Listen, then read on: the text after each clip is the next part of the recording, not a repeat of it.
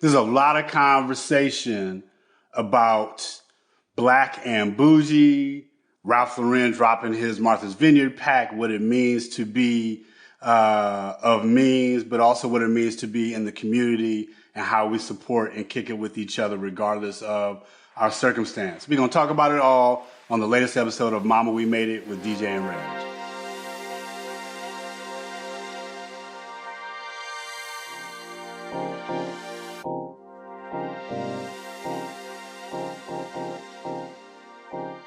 Man, good morning. What's happening, my brother? All is well. How you doing, man? I'm good. I am on vacation. Wifey and I are out on Martha's Vineyard, which is apropos for our conversation today. It is. First time I've been out here in the last 10 years without either one or both of my sons, right? This is typically a family vacation, so mama and daddy out here wilding in these island streets right now. So How does it feel?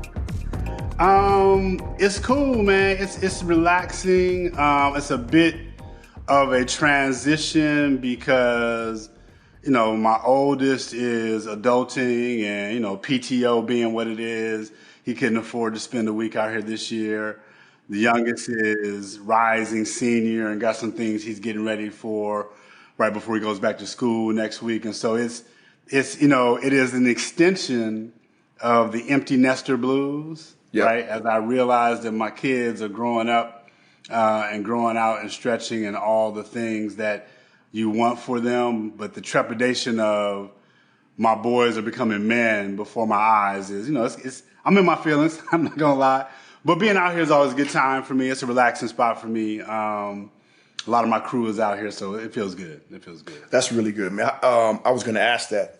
What's the vibe like out there, and does it feel bougie, as some might say? I mean, yes and no, right? So I would say, well, first of all, I'll say good morning, everybody. Welcome to Mama We Made It with DJ and Reg. That's DJ. I'm Reg. Excited to catch up with my brother. We haven't talked in a minute, so this is partly just us catching up. Y'all get to listen in. But we're going to talk a little bit about Black and Bougie and all the different conversations around race, class, and how we think about the various, you know, dimensions of Blackness. It feels like a vacation spot where I can come, you know, so much of my crew is East Coast, right? Like the first 18 years after college, I was in the tri-state area, New York, New Jersey, Connecticut a little bit, Puerto Rico a little bit. And so it's a place where I can come and for a week or more see 30, 40, 50 folks that I'm crewed up with. Like I go way back with whether I went to grad school with, whether I worked at some point in time in my career, whether our kids grew up with each other, you know, people that we call family, right? So for me, it is a place where I can come and see my people. It's a place where I can come and reminisce about growing up, you know, in a small little neighborhood where you could be out late and nobody worry. And so I can send my kids out in the streets out here with other kids their age and know they're going to come home safe and sound and be around a lot of other little Black kids trying to figure it out. So in that way, it feels really comfortable. Is it bougie? We'll talk about what that means. I know there is money out here, money that I don't have, right? Let's be very, very clear about that. But it is a place of history, right? That started with Black domestics coming out here, you know, as part of white families who were vacationing here, who found a way to put their coins together, you know, early 1900s and get a piece of the rock and build slowly. And it becomes a spot where Harlem Renaissance writers come, and by the 30s, Adam Clayton Powell and his people come, and it turns into, you know, a fair amount of Black generational wealth out here. But it's like a big family reunion to me. So for me, it's a vibe. You can get out here and get lost in all of the, ooh, look what I got, show you what I got, keep up with the Joneses type vibe. But by and large, it's a place of relaxation, vacation, no different than if you were going to the islands or to Europe or Costa Rica or somewhere like that. It's just way many more Black folks out here, and I love all of that. Yeah, I tell you, man, it's interesting when we talk about this whole concept of bougie. You know, when I think about it, I think about Black excellence. There's nothing that, when you say bougie to me, there's not a negative connotation associated with it. I think about Black excellence. I think about premium experiences. I think about lifting up. I think about intellect. I think about self-identity. And I'm hearing this term bougie sort of resurface as a negative applied to a lot of Black folks. I've never been to the Vineyard, Reg. I've never been, want to go, but for all the right reasons. What I wonder is, when we talk about bougie for you, what does it mean? Forget what other folks have to say about it, but what does it connotate for you? Yeah, and let me just I'll answer your question. Let me just frame a little bit. Some of this came up triggered by this Ralph Lauren, Martha's Vineyard pack that got dropped in the last couple of weeks, and it turned into a bit of a conversation, in the Black spaces on social media around what does it mean? Is it cultural appropriation? Does it reflect an exclusive lifestyle that doesn't include its arms around all of Black folks? So that's kind of some of the context here. I've never been bougie. I reject it as a pejorative because for me, it is living between the aristocracy and the proletariat, right? And I've always fancied myself much more aligned with the proletariat than anything else. And so I am mindful of the revolutionary, whether French, American, or other, construct that gives us bourgeoisie in the conversation, right? And so in that regard, I recognize that it is not the place that I subscribe to, even though aspiring for, achievement and, things of comfort are absolutely a part of, why I work hard to do what I do. The thing that I get uncomfortable with around bougie is the political framework, right? There's a certain safety in being bourgeoisie, right? There's a certain more leaning towards being a reformer than a radical. And in a system where we are, struggling for equality for the last 3 or 4 centuries, to be a reformer and change it from the inside has never really been where I want it to be, because a lot of this stuff just needs to be torn down and rebuilt, right? And whether or not we'll ever get to that level of revolution, I don't know. I doubt it.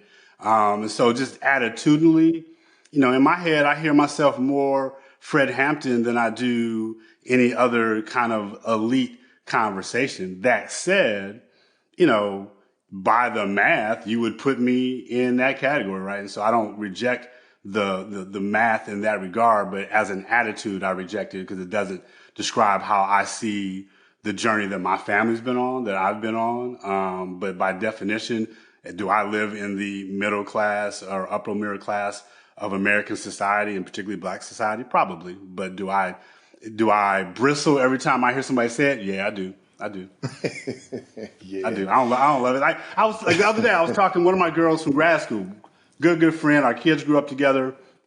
She was in town, and she was saying, though she lives in Connecticut, she's never been to Martha's Vineyard because it's too bougie. And she was saying, yeah, I was in St. Kitts the other day, and I was talking to some Black folks who used to go to Martha's Vineyard all the time, and it's too bougie for them. And then I was in St. Lucia, and I was like, hold on. You in St. Kitts, you in St. Lucia, you in Nevis on vacation, talking about Martha's Vineyard is too bougie. And those are the same thing. What are you talking about? The fact that there are more Black folks here than those places when you're visiting, other than the people that live there, 6 of one, half a dozen of the other. So in my mind, people are throwing it around to describe something oftentimes politically they don't subscribe to. And sometimes they talk about places like Martha's Vineyard that they've not been to, and to have a critique of some place you've not been is always dangerous. And I think that's the danger in the way this word is starting to be flung around. It's interesting when you say the never been. I think let's extrapolate that a little bit, because oftentimes I see folks being called bougie, and the folks who are doing it have no connection to the lived experience of that person. It's simply about what they see or what they perceive, right? Sure. Just from an occupational perspective, I think there was this rising, think about, blacks in America and the rising in occupations, whether it's doctors, lawyers, psychologists. Oftentimes, bougie was attributed to those folks primarily because they were in an occupation. So, Percy, if you figure there's about, 14% blacks in the United States. Yep. 7% of those black folks are professors, 4% psychologists, 5% medical doctors, 5% lawyers, less than 2% CEOs. Yet we apply this term to folks who birth from that or who live in that space and then find a place where they can work with other folks who are in that same zone in Martha's Vineyard. I refuse to see what the problem is. So I understand that at times we can talk about bougie as a disconnect from the struggle. Yep. But for me, that's a perception until you really understand the lived experience of those people. Quick example. Man, I grew up in a blue collar town, Battle Creek, Michigan. Doesn't get any bluer collar. I had an Uncle Richard. That brother drove a black and silver Lincoln Continental. And he had a black blue Stingray, metallic blue. He was called Bougie. The brother finished high school and worked double shifts at Kellogg's. But the thing he did, man, he made sure he was going to celebrate and appreciate what he'd earned. Sure. But he also made sure he gave back. Anything that brother had was yours. I got to push that Lincoln Continental for the prom, so I had no problem with it, right? The brother built me a bedroom in what was a basement.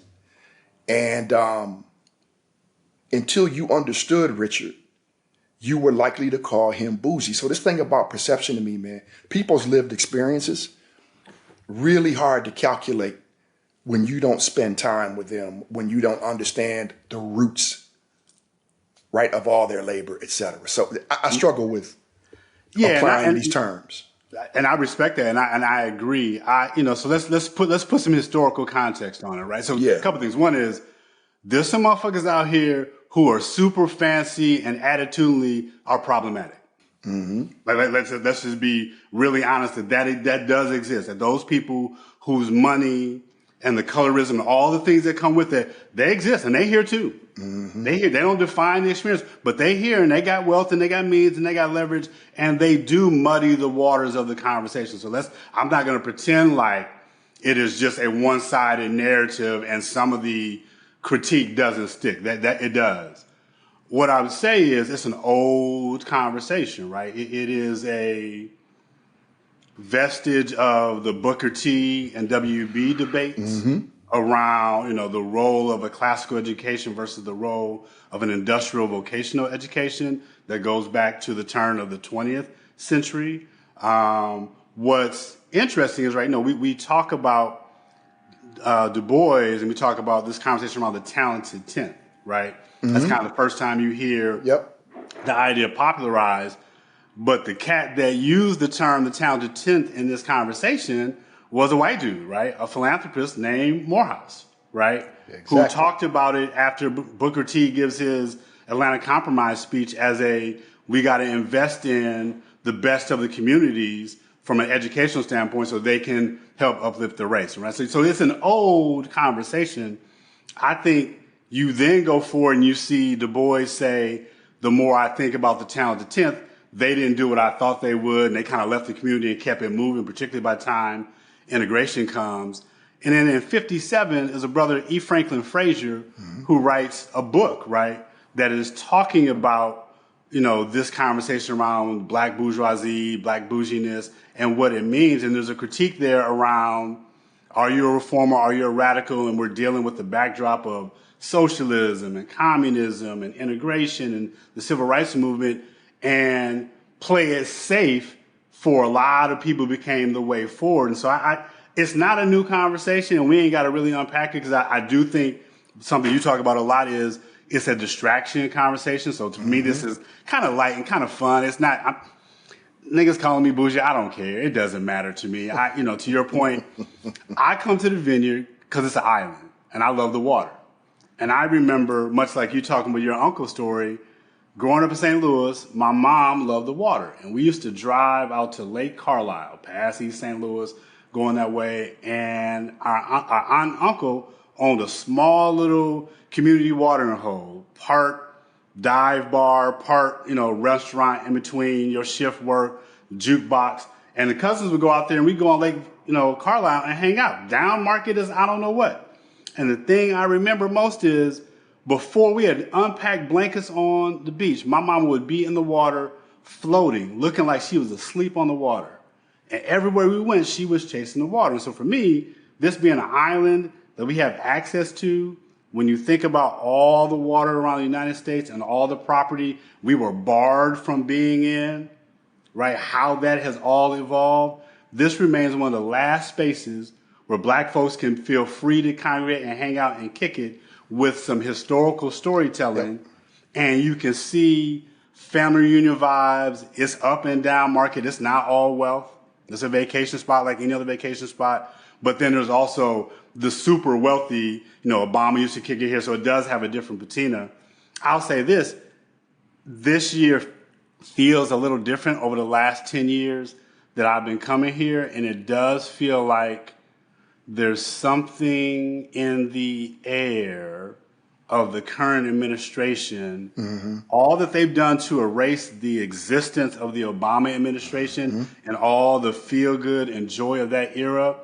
This was one of those spaces where they called home, and it does feel like the chilling effect of the last 6 months, the economic effect of purse strings tightening, the rolling back of every type of legislation that was in support of black equality, watching the consumer or the Corporation for Public Broadcasting, the foundation of PBS and NPR, get ready to shut their doors. You can feel the deconstruction of it all. You can feel the money from a philanthropy and development standpoint drying up. And so the last 3 or 4 days I've been here, you can feel it's a little lighter, it's a little different, and the energy is, it's an interesting conversation right now. So the Vineyard is the Vineyard. I recommend everybody come here and kick it, particularly first 2 weeks of August, but anytime is a good time to be here.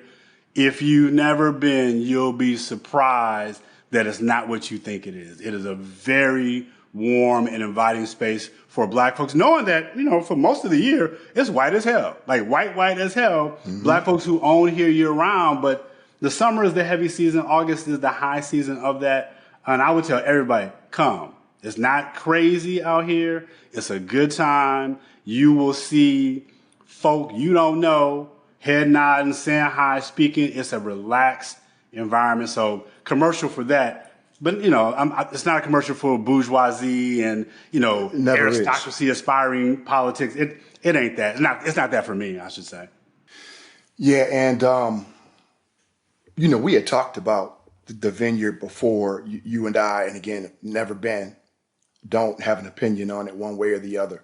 I always enjoy hearing people talk about it once they've experienced it. And I know people who go every year. Yeah. And they'd have it no other way. Is it a place, Reg, that you feel like you could call home for 3 months of the year? If my loot was right, yeah, absolutely. If my loot was right, if I had your money, absolutely. You being cute now. How wide is the camera lens on that computer? You said what now? You froze. The stream froze. Say that again. You did it. Yeah, I tell you what, man. You got a lot of windows back there, and that.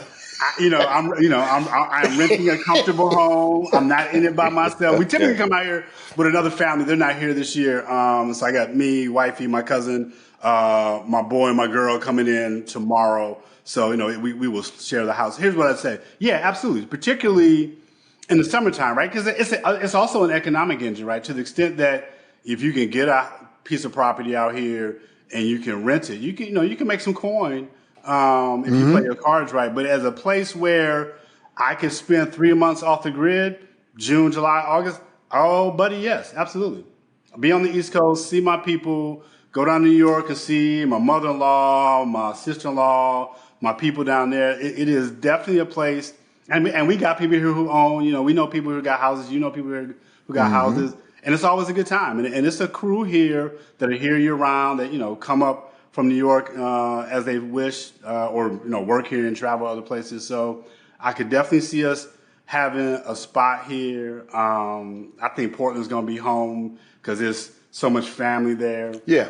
My family is kind of dispersed in a lot of different places, none of which I can see myself living in. I don't see myself living in New York again. So as a spot to recharge for the summer, absolutely therapeutic out here for me. And it sounds like there's community there as well, Purse, which I think is important. So here's the thing. It's I was reading an article right before we got on the call. There's a lot of business done out here, no question. There's a lot of fundraising for civic engagement. That happens a lot. There's a lot of deals being done and people creating storytelling and creating small businesses. So there's a lot of entrepreneurial vibe with VC vibe. So that's happening. There's deal flow here for that regard. The highlight for me is get in on Sunday, go to church, and see Pastor Moss at Union Chapel. Pastor Moss is my old pastor in Chicago. So he comes out as part of the summer series. And then the Sunday that I leave, my current pastor, Pastor Wesley, out of Alfred Street in D.C. or Virginia, Alexandria, gives a sermon on Sunday. And those two things bookend, and they serve to recharge me. And in between, right now going on is the Martha's Vineyard African American Film Festival, like year 20 or 21 or whatever they're in right now. And I saw 3 amazing films yesterday. Matter of fact, one for you. So I saw a dramatic short yesterday called Rise, R-I-S-E, Rise. Okay. Set in Zimbabwe. It's a young brother. He can't be no more than 8 years old, who's the star of this 20-minute story. He basically lives in the rubbish heaps of Zimbabwe. I forget what city they're in. And he's bullied by this roving band of older kids who are always messing with him. But he's got a lot of heart, and he's trying to get the attention of a coach who runs a boxing academy. Right? And so he's begging the coach, let me play, let me in. Coach is like, you're too young. And it's about the relationship they build in this 20 minutes on the way to him becoming a boxer. It is fantastic. 20 minutes long, called Rise. So check that out. I think it premiered at Tribeca, but it screened here yesterday. Saw a second movie, I can't think of the name right now, but it's about a brother and sister whose grandmother just passed away in Crown Heights. And they left her she left them a brownstone. And so the brother who lives in LA, sister who still lives in the area, brother wants to sell it, get the loot, because it's gentrifying neighborhood. Sister wants to hold on to the memories and fix it up. And it's a 22-minute short film about the siblings dealing with their relationship against this backdrop of, do we sell and get the loot? Do we try to stave off gentrification? How do we honor grandma's legacy? Really, really good. And then they re-aired something I had never seen that's probably 20 years old now, called A Place of Our Own, which is a documentary about Martha's Vineyard by the filmmaker Stanley Nelson that's highly recommended, about an hour long, that traces the history from the late 1800s to now, and a lot of it through the lens of his family, who's been coming here since the probably 50s. Fascinating conversation. So the film festival goes on. There's good food here, a lot of black chefs around, places to hang out. It's, for me, for a week, to see the number of good friends and family that I see out here, you cannot beat it. Cannot beat it. Not even close. Like I could go home to St. Louis. I can go home to New York. I can go to D.C. I can go to Family Union in Tennessee and not see as many of the people that I run with on a regular basis as I do in 7 to 10 days out here. It's the community aspect for me. Yeah. And I think when I think about a place like Martha's Vineyard, and I think about places I've experienced, I think there are versions of that in other places, but nothing like Martha's Vineyard, obviously. And I think that's extremely important. And I think that's the part that sometimes we miss outside looking in. You talk about folks, even outside of North America or the United States, with an impression of a place they've never been.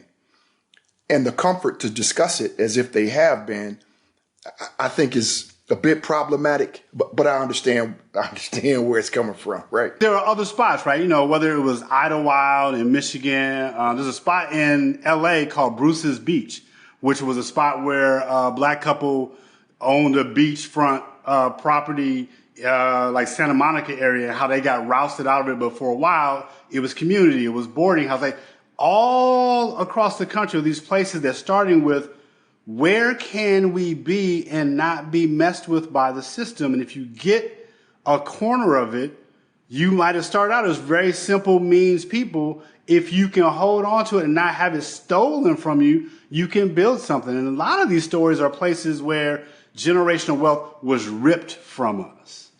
This is a place 100%. That fortunately that didn't happen, and slowly but surely you've been able to build. And I think that is a great thing.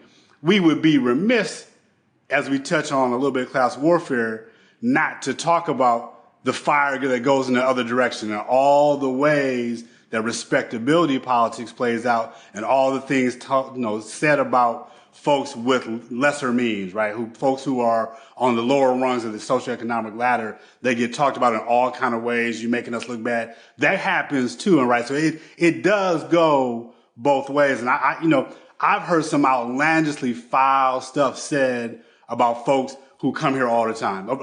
By folks who come here all the time. And so I don't subscribe I see what to class warfare either direction, and it does go both ways.